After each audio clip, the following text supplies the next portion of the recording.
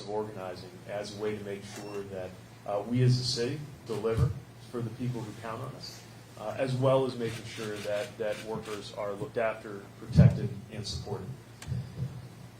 I think that the biggest problems in our country and our economy today largely go back to decisions that have been made in Washington, in our lifetime, that have made our economy more unequal. In other words, there's a lot of changes going on in the economy right now. A lot of things going on with technology, globalization, trade, you name it. But some of these things that we're dealing with aren't coming from some mysterious cosmic force. They're coming from decisions that were made to make it harder to organize, to make it harder for workers to get ahead. One job ought to be enough. And for more and more people in America, that's not the case. You look at the minimum wage. I mean, before we even get to wages as a whole and living wages, you just look at the minimum wage. And it's actually worth considerably less today than it used to be because of inflation. That's a choice that was made in Washington. You look at the fact that inequality's gone up starting in the 80s, and union and labor participation has gone down in about the same time. That's not a coincidence. Those two things happened at the same time for a reason. And what we've seen is right-to-work laws, the teeth being taken out of a lot of enforcement, and step after step after step, that has made it harder for workers to get ahead. So part of what we're proposing is, we call it a new rising tide. And the idea is, you hear this saying, rising tide lifts all boats, right? But that's not actually always true. Lately, we've seen the rising tide in our country rise like never before, and a lot of the boats didn't budge. We got to make sure a rising tide really does lift all boats. To do that, we got to make sure that we guarantee workplace protections for all workers. We got to make it possible for more folks to be able to join a union. And in my view, that includes gig workers. Because if you're doing a gig, you're working, and if you're working, that makes you a worker. And you ought to be protected. We got to make sure that there is equal pay and promotion for equal work. And we actually have to have the enforcement capabilities in the EEO to see to that. We got to have convincing enough penalties when employers interfere with union collections that it would actually change their behaviors. Right now, even if you do get the enforcement action and they catch you, the penalty is not really enough to make a difference. We got to make sure that we have paid sick leave and family leave for every worker in America, instead of just tolerating being the only country that doesn't provide that in the developed world. We take these steps, and we're going to find a lot of other problems in our country get better because of all the complex 21st century problems we're facing. The biggest one in the economy, as far as I'm concerned, is folks just don't get paid enough. And I know I'm preaching to the choir on this, but we can also make different decisions about that.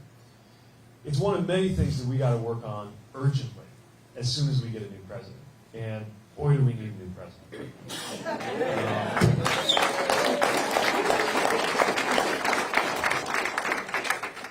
As an American, I never again want to see the U.S. president going to international gatherings being laughed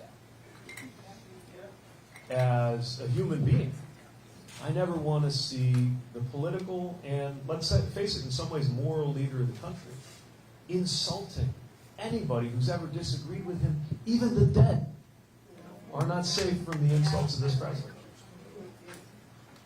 As a Christian, I never again want to turn on the TV and see a president from a party that claims to be associated with faith. Leave me wondering, whatever happened to I was hungry and you fed me? I was a stranger, and you welcomed me. So we all know, for different reasons, why we need a different president. But it's not enough just to have a different president. Think about what America's going to need that day, that first day, that day we're working hard to bring about, when the sun comes up and Donald Trump is in the rearview mirror. Then what? We're going to be a more divided country than ever. We're going to need a president who can heal those divisions, unite the country, and do it while delivering on those issues I was talking about before. The racial and economic inequality in this country, not to mention a climate that's getting close to the point of no return, gun violence that's got kids learning active shooter drills before they're old enough to read.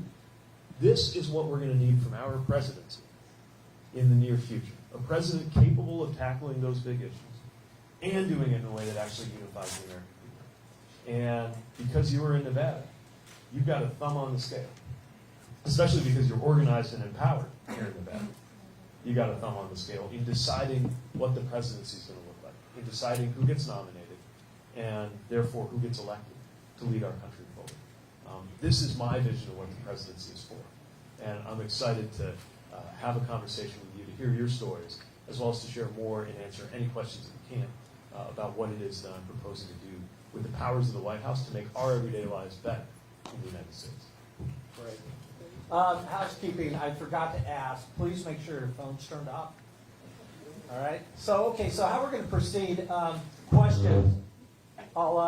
If you would raise your hand if you have a question. I know it's the first person is always a little bashful. Not you. Right there.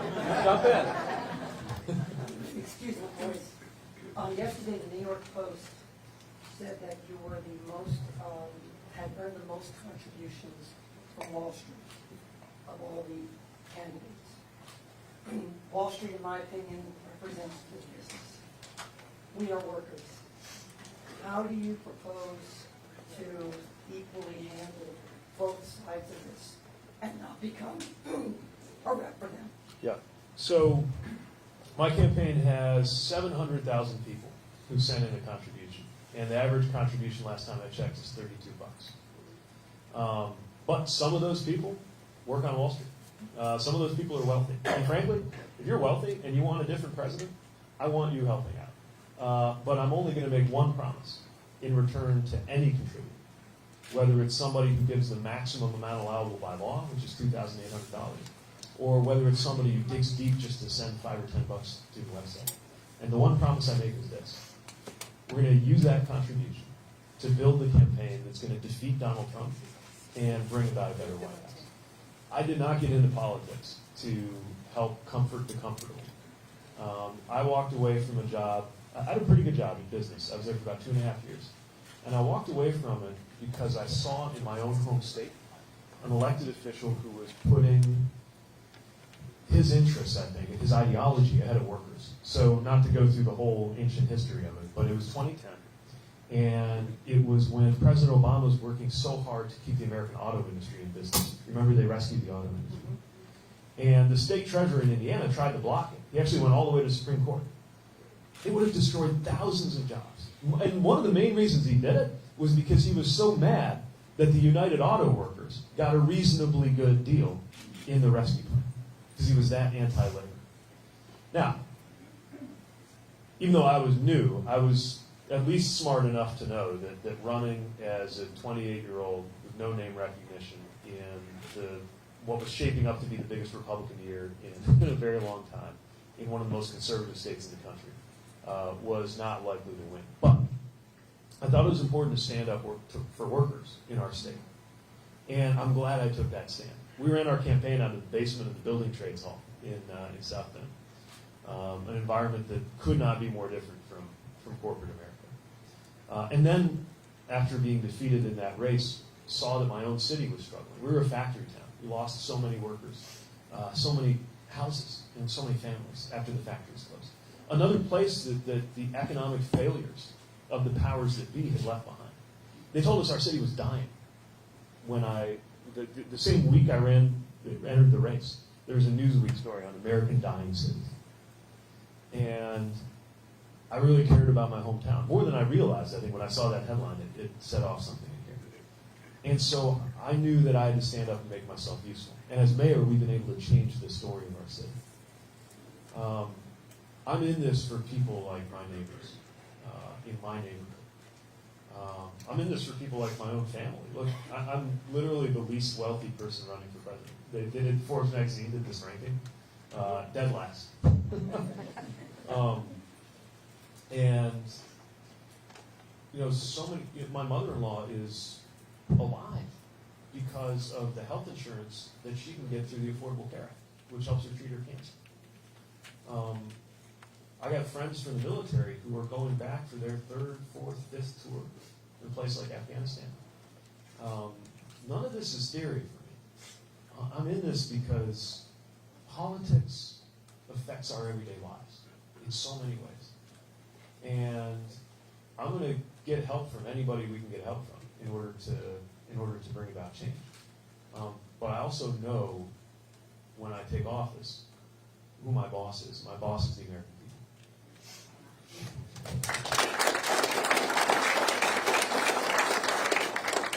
Mayor, as you may know, immigration is a big issue. What is your plan to protect immigrant human rights? So before I talk about my plan, let me share how I view immigration. One reason I'm a big fan of immigration is that I'm the son of an immigrant, and I wouldn't be here in America if my father hadn't come to this country because of the educational opportunities here and then become an American. But also because, as I shared earlier, my city took a lot of blows over the years. We're actually growing now. And a big part of why we're growing is immigration, mostly Latino immigration on our west side. Neighborhoods that emptied out after the factories closed are coming back to life. And it's lifting up our city. But after this president took office, I remember days when our west side basically shut down just because of the rumor of an ICE raid. Small businesses shutting their doors, families huddling in church because they were afraid they were going to be torn apart by agents. Nothing about that makes our country safer. Nothing about that makes our country stronger. And it's one of the reasons why I feel so strongly the need to do better. What does that actually look like? Well, on day one, we got to put a stop to some of the things that are going on right now. Family separation at the border must never happen again.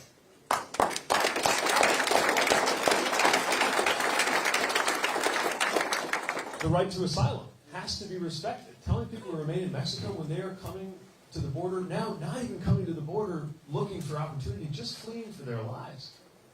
That right to asylum deserves to be respected. And we can handle it. We're the most powerful country in the world.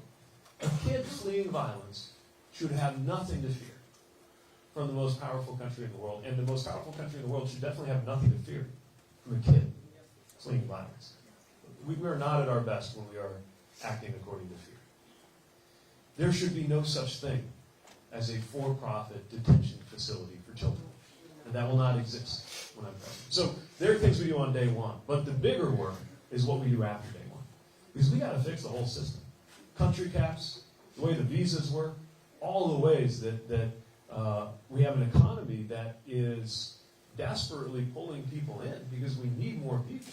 And we got a population growth challenge in this country. And yet, a system that won't allow it to happen legally because you have all these backlogs and the bureaucracy and the quotas and the caps. So we've got to change all of that. We've got to have a much more flexible system for allowing workers to be here. And we've got to have a pathway to citizenship for 11 million undocumented people. Of course, we've got to extend protections to dreamers, but they shouldn't be living in that uncertainty to begin with because we should have a pathway for them to become full-blown citizens with the responsibilities and the blessings that come with being a citizen.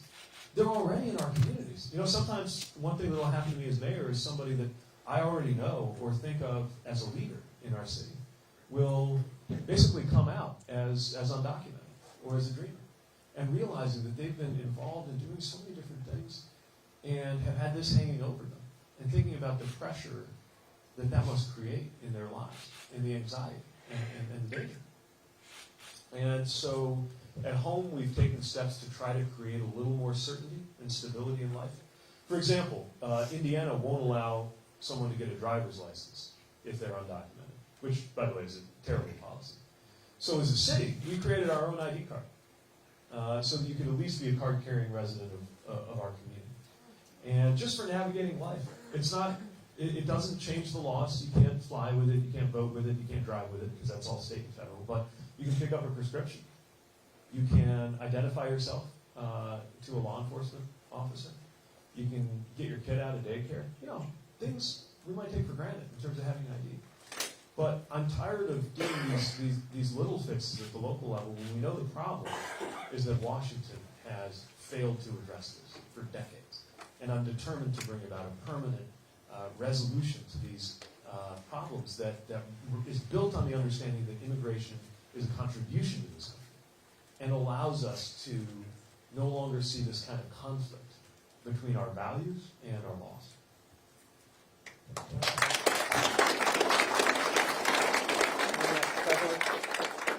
Mayor Pete, my question is on automation. As you know, if you were to check into one of these hotels in Las Vegas, membership are the people that would check you in. Those are our front desk agents, and some of those men and women are in this room today. They are going to be and are being replaced by kiosk machines. What plan do you have, if any, to combat that issue? Because when the worker is replaced, no one is paying taxes. How is that going to? Right. So this is an issue affecting every industry. I think people think of it in terms of car factories, but as you say, it's happening in hospitality. It's happening in medicine. Some of the work that radiologists do is starting to get automated. And in the short term, we got to make sure that workers are taken care of, that there's training, and that we handle transitions well. But in the long term, we got to make sure that workers are empowered to benefit from these trends. Now, some things that we do, that we repeat all the time, could be done by a machine. But there are always going to be things that have to be done by a person. Dealing with the unexpected. Dealing with the machine when it's not working. Dealing with other human beings, right? Especially in hospitality, where people don't just come here in order to physically go into a hotel room. They come here in order to have an experience. And we've got to honor that human part of work that has always been the most important part. And if anything, that's going to make the kinds of training and apprenticeships that happen, not just four-year college degrees, but other kinds of support for workers in skill building, more and more important. It's not just the work skills, it's the problem-solving skills. It's the human, the social and emotional learning that we got to start teaching in school, and then keep supporting. And we've got to make sure that we honor that side of work. If we get this right, there will be more jobs created than before. When the ATM was invented, a lot of folks thought that would mean that it would slash the number of jobs at banks. There were actually more people working in banking now than there were in those kind of customer service roles than there were before. They're just doing different things. They're not getting out cash as much. They're helping figure out issues with customers. And so I do believe that this can be a good, or at least this can lead us to a good place, but it's a matter of the choices we make. That's what I was saying earlier. These forces don't just happen out on their own. It's what choices do we make to support people through transitions, to make sure that there's a new kind of job waiting on the other side if other kinds of jobs are changing, and to make sure we always respect the most important thing that any one of us brings into work, which is ourselves. And I don't care what job you're doing, there's always something that we need from people. I'll tell you, actually, we experienced this, worked with Teamsters on this in our own city. So our trash pickup crews are Teamsters. And we're trying to keep our trash rates low. And so when a new technology came on that would have the bins being picked up by a robotic arm on a truck, we thought that was a pretty good opportunity. But we wanted to make sure it didn't come at the expense of workers.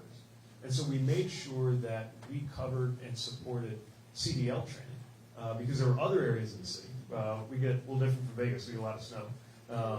There's a lot of things where we need people on other things. But the other thing that happened was once we went through that transition and we offered new roles to the people who, now that the trash crews were small, workman's comp claims went down, because it turned out it was one of the most injury-prone jobs in the entire workforce, was lifting and handling these bins. So we got to find a way to do it that's a win-win. And we can't do it without the voices of workers at the table. It's one of the many reasons why decisions are made better when there's representation. Great. The guy way in the back. For the longest time, from every 4 years, you always hear about we need to simulate job growth, we need to simulate job growth, we need to bring jobs back to America. The main thing that's always this knife in the back of my neck is nobody talks about the training that these young kids need to fill those shoes. Yeah. What's really just extremely annoying to me currently is you have all these hard-working Americans that are trying to retire at 65, 60 years old, and it's increasingly getting harder and harder for them to do so due to bad fiscal responsibility by leadership. Now you've got these young kids coming up that can't get that high school entry job because you've got hard-working Americans that should be enjoying their retirement life working these mundane jobs. Yep. So now everybody keeps consistently talking about we're going to bring all these industries back to America, but no one says squat about training our youth and putting in implementation to make sure that these people are ready for it. I'm speaking on a representative, if you will, from a tradesman. I'm in the construction industry for 20 years, and I can tell you firsthand that we are in a declining state of quality craftsmanship. We're in a declining state of trained individuals that know their trade and know their task that can keep this wheel going. And the way we're anticipating this is the Latin Americans that we are utilizing and respecting as that backbone for this labor trade, they don't have their young cousins and nephews coming up to learn that trade anymore. I foresee, and it's in our Is there a question? Exactly. Is there a question? Yeah, I'm there. Okay. We're going to start seeing, and our crystal balls are projecting, that we're going to start seeing a huge influx of Chinese labor force taking over as the Latin trade force starts to feather away. What is your thought on that? And if there's anything in your campaign that addresses that? Yeah, so this is why apprenticeships are so important. And I'm proposing that we invest billions to make sure that apprenticeships are within reach of every American, including in rural areas where folks haven't always had access. This also should absolutely be a partnership with organized labor. You were mentioning the trades. We're overnight happen to be staying right next to that carpenter's facility that they've got. I'm in all these policy conversations where people are scratching their heads saying, if only there were more ways separate from the university system to make sure that people had sophisticated training relevant to the jobs they were growing. And we have that, or we could have more of that if we're partnering with organized labor. But it's got to be real. I mean, you look at things like this IRAP system, these kind of watered-down apprenticeships that are being pushed by the Trump Department of Labor. That's not what I'm talking about. This has to be a serious effort to make sure that the skills are there for the next generation. And I think your lead-in is really important, too. Everybody's talking about job growth. Obviously, job growth is important. But right now, as a country, we're counting the wrong things. If all we're ever looking at is the Dow Jones or the GDP, or even the unemployment rate, then we're missing the fact that so many people are maybe technically employed, but not earning enough that they can save for retirement, not earning enough to get by. And it's why when I'm president, the number one measure of how the economy is doing will not be the GDP. It will not be the Dow Jones. It will be the income growth of the 90%. Now, that includes things like job growth. It doesn't get better unless we're growing jobs and people have jobs. But it shows how much of that economic growth is actually getting to most Americans. And I think if we keep our eye on that number and organize all of our work, from training and apprenticeships to investments in new job creation, if we're looking at that as the measure of how we're doing, a lot of the policy decisions change and a lot of them get better. Thank you.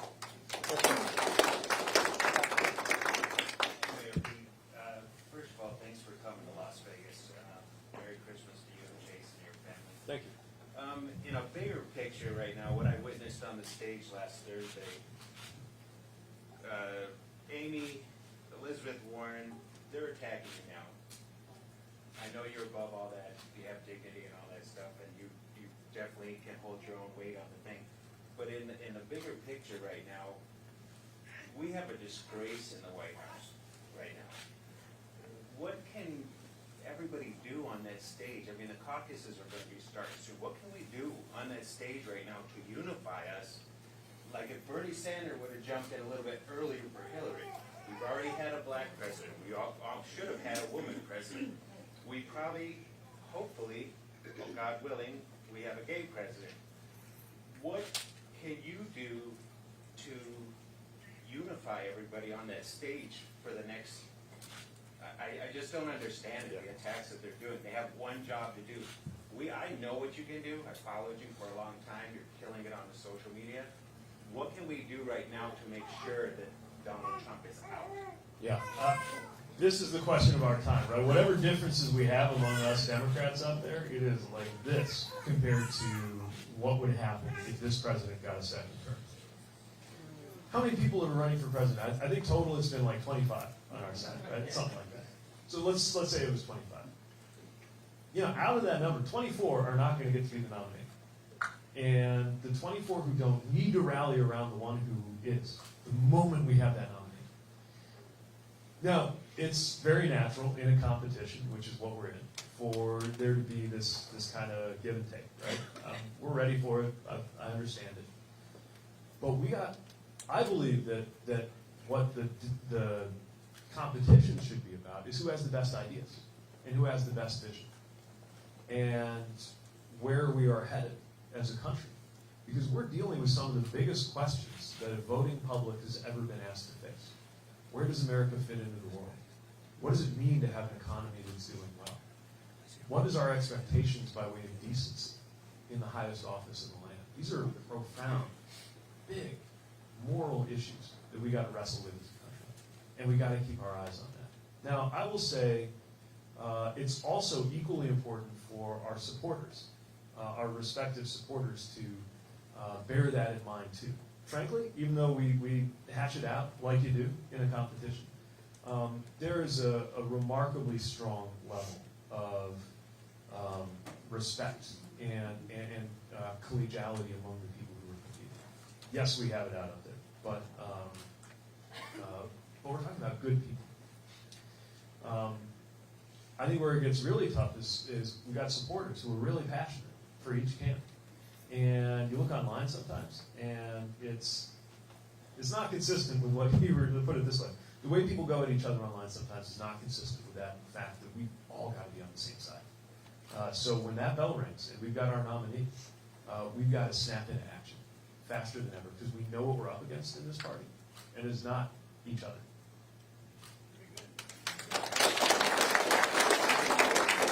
That's it. How you doing, Pete? Francisco Miranda. Recently on the news, we've seen a CEO from South Korea. They put him in jail for union busting.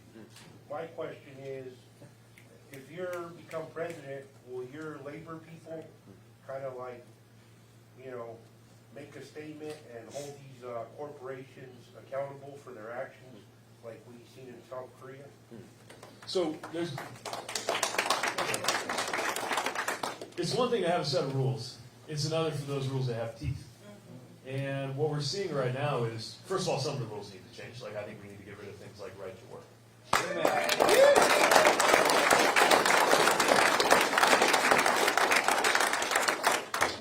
But even the rules that are on the books, right? The things we're supposed to be able to count on right now. Equal time on company time, right? Free and fair union elections. There's not enough enforcement. The NLRB's been weakened. Department of Labor is run by people who don't necessarily believe in organized labor. And even when they do enforce, the penalties are so small. It's not likely to actually change the decision-making of a company. In other words, if you're a CEO, even if you know you might get caught, you have a pretty good reason to go ahead and do it anyway, because it'll still work out for you. So I do believe that the penalties need to have, starting with the financial side, making sure that we're talking about multi-million-dollar penalties. And there are also some activities that cross into the realm of fraud that need to be prosecuted seriously, so that we send a message that this kind of fairness is not just a moral expectation. It is the law of the land, and it will be enforced.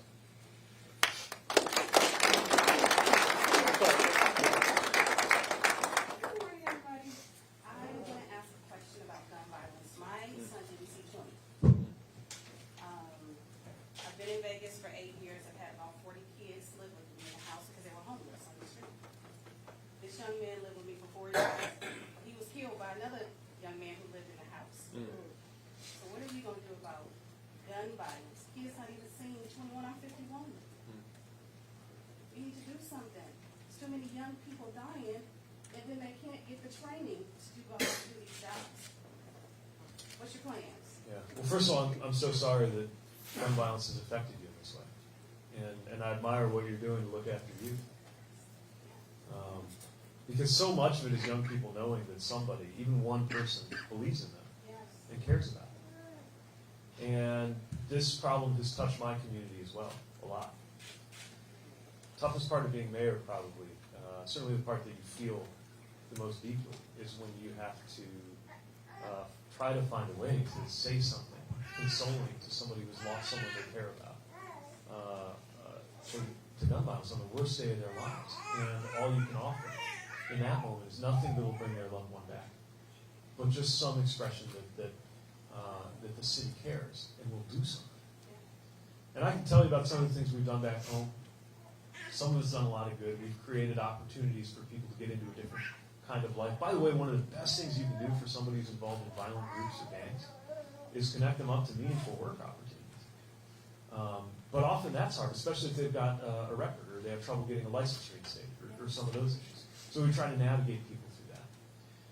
Some of it is, some of it's about making sure that we have a better relationship with law enforcement, especially communities of color, right? So even when we're talking about violence that does not directly involve a police officer, when a young person loses their life at the hands of another young person, a lot of times the first thing on the minds of their loved ones is revenge. And they're not going to go to the police if they don't believe that the police have their best interests at heart. And so the consequence of mistrust caused by police violence is not just those who are impacted directly. It's anyone who becomes even a little bit less likely to call on the police to break a cycle of violence among civilians, usually among young men. We've also just got to do something about the guns. It makes no sense in a country where, by the way, I'm not just saying this as a liberal Democrat idea. Most Republicans, most gun owners, believe we ought to at least be doing background checks for everybody. And red flag laws, where somebody knows that a loved one could be in danger or could present a danger to themselves or others, you can do something about it. Most Americans believe we got to do this, but it doesn't get any action in Congress, at least not in this Senate under Mitch McConnell. Now, it's one of the reasons why we need a better Senate. And I'm going to do everything I can to make sure Mitch McConnell does not return to the majority.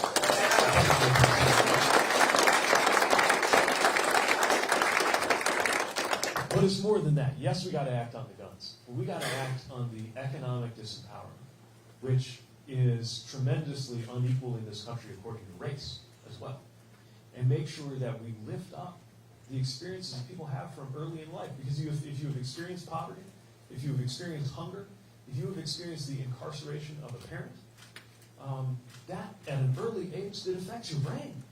It makes it that much harder for you to grow up and succeed.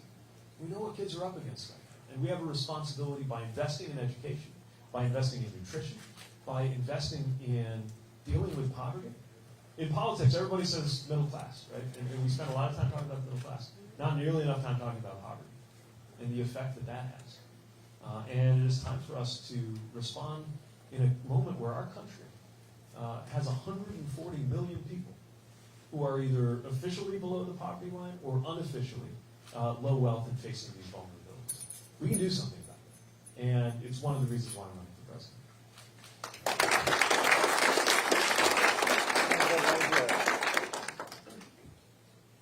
Thank you very much for your time, so really appreciate it. So from where I stand, the environmental crisis, climate change itself is the most pressing issue that any of us will face. You being on this side of 40, you have a long time to deal with that issue as well. Many of your policies have goals that are set out decades long. Net zero carbon emissions from energy production. That's a commitment by 2035. Your presidency at best will last 8 years. How do you square up that difference and ensure that those policies that you set in place are followed through for decades to come? Right. So the deadlines that exist for when to convert these parts of our economy, they're not actually being set by politicians. They're being set by the earth itself. The deadlines are real. 2050 is there's some question about whether we can get it done by 2050, but that is by far the latest we could possibly go to be carbon neutral before really terrible things happen. But here's the thing. In order for things to get there by 2050, there's stuff we've got to be doing yesterday. There's stuff we've got to be doing instantly. So yeah, some of the things, inventing ways for heavy transportation to be carbon free, it's going to take a few more years. But there are things we can be doing swiftly. By 2025, we can double the amount of renewable energy going into the grid. I believe by 2030, most of our American vehicle fleet could be electric. But it won't just happen. the next president has to set these things in motion, deliver aggressively on the things that happen within those 4 years, 8 years, commit the country to what we're going to do over the next 4, 8, 10, 20, 30 years. And not just in international commitments like the Paris Climate Accord, which we will rejoin the moment that we get the opportunity, but also empowering our local communities to do a lot of the work too. A lot of this can be addressed through state and local action, but there's got to be a federal government supporting it. And we got to face the fact that our country is only a fifth of the emissions. So if we don't lead the world in dealing with this, it doesn't happen. Right? We can't do it alone, and the rest of the world can't do it without us because we're the biggest economy. Now, the good news is, I view this as the kind of national project that could actually define the American experience for the years ahead. Nothing is more paralyzing than hopelessness and guilt. And I think that's what a lot of people feel when they think about climate. The hopelessness that makes it hard to do anything. I want the way we feel about climate, the emotion that we feel, we'll come to the policy in a second, but I want the emotion we feel about climate to be pride. To be standing up taller about the way we as a country are rising to meet this challenge.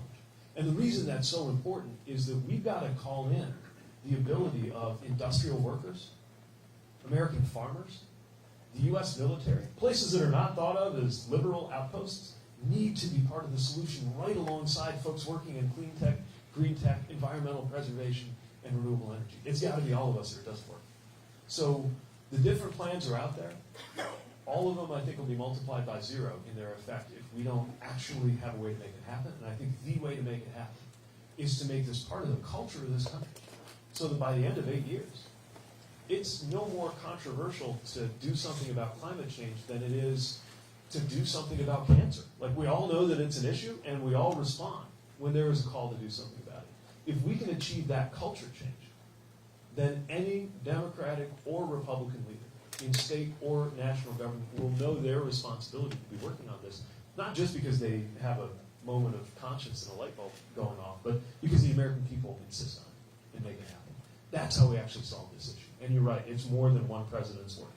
But the next president, just as a matter of American history, it will be on the watch of the next president that we either change the trajectory and get this done, or get to the point of no return.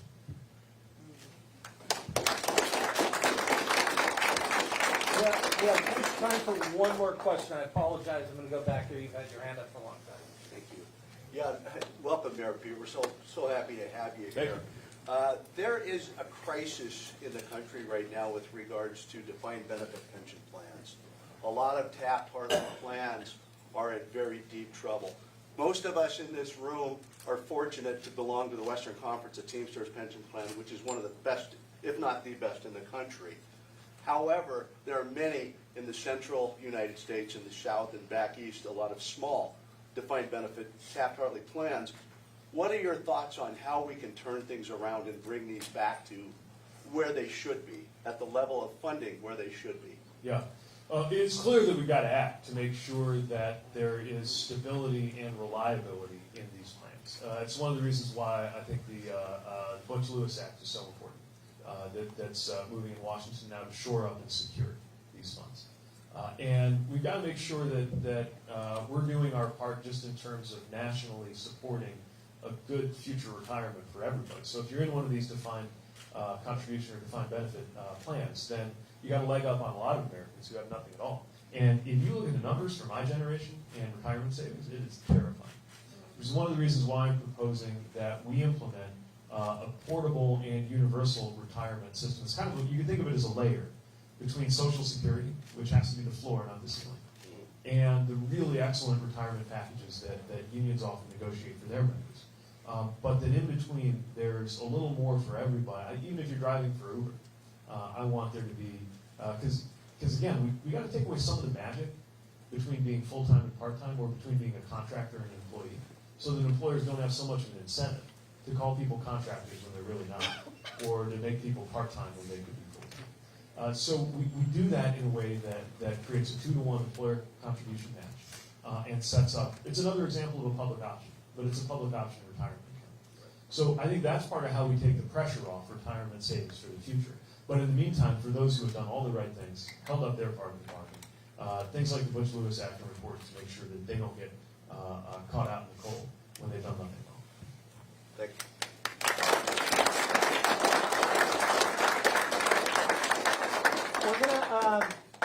We're gonna close up. Pete's gonna have a few comments to say, but when he's done, we're gonna ask everyone just to stand up and turn around. Pete and I are gonna go back to the corner, and we'd like to get a group picture. So you'll just stand up and just turn around when he's done. Okay? So. All right. Well, again, I want to thank you for being here. I'm so thankful for the opportunity to be with you and for the work that you're doing that deserves to be supported from the highest office in the land. This does not have to be a country where you and I pay more in federal income taxes than some of the biggest corporations in the world. That doesn't have to be the case. We can change it. And I don't know about you, but when I watch the impeachment process playing out, it's hard not to feel a certain sense, a certain temptation to helplessness, because we feel like we know what's going to happen, right? They're going through the motions, and it's a foregone conclusion in the Senate. That's how they win, is for us to feel so helpless that we get into the cynicism and just turn it off. And I know there are a lot of members, probably not you all, because you're here and you've taken the trouble to be with us, but a lot of members who are just ready to switch off the whole thing, just the whole process. That's how they win. Our opportunity, and the whole beauty of the election process, as messy as it is that in 2020 we get to do something different. We get to reject the helplessness. And we get to walk in the way of hope. I know that hope is a funny word to use now. It's probably gone out of style in politics. But they call us candidates hopefuls for a reason. Running for office is an act of hope. And so is organizing. I'm some of the greatest organizers and activists on whose shoulders we stand, right? You don't do that at risk of your life unless you have some level of hope that it's going to matter, that things will get better because you did. And I think that's true of organizing. I think it's true of caucusing and voting. And it's true of running. You only do it because you have some measure of hope that it matters who's actually in charge. And I would say it's never mattered more. This is going to be the election of our lifetimes. History will be written about what we do in 2020. And I'm proud to stand at your side for the values that we share, to make sure that we can look back on 2020 and take pride in what we did in this country. So thanks for the chance to be with you. And I think Again, I want to thank everyone for coming out. It's been a privilege to have you in our home. Thank you again. Pleasure to you. If we can get everyone to stand up, just turn around.